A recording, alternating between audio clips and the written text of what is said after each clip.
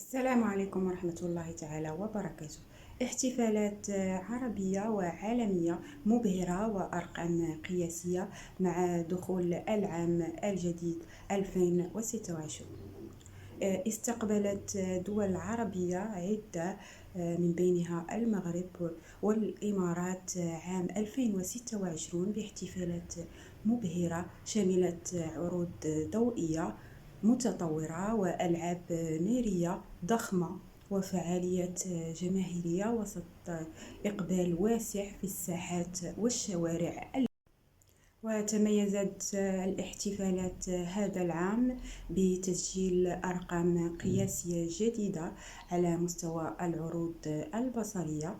واستقبلت دولة الإمارات العام الجديد بعروض لافتة في أكثر من موقع، من بينها 40 عرضاً بمدينة دبي، بالإضافة إلى تحقيق أرقام قياسية عبر مشاركة 65 ألف طائرة درون.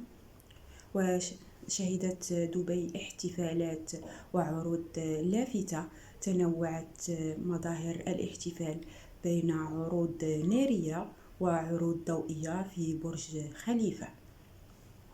وبالمغرب شهدت مدينة الرباط وأكادير عرضا خرافي ليلة رأس السنة 2026، احتفالا بكأس إفريقيا ورأس السنة 2026 وسط عروض مبهرة للدرون وألعاب نارية.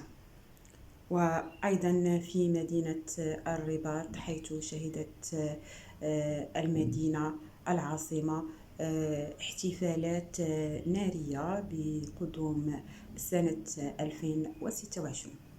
وفي القارة الأوروبية توافد الآلاف من المواطنين والسياح إلى الساحات العمومية والشوارع الرئيسية في عدد من العواصم، من بينها باريس ولندن ومدريد، وسط عروض موسيقية وألعاب نارية.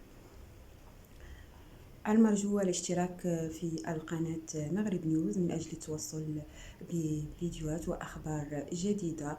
شكرا على مشاهدتكم وإلى اللقاء.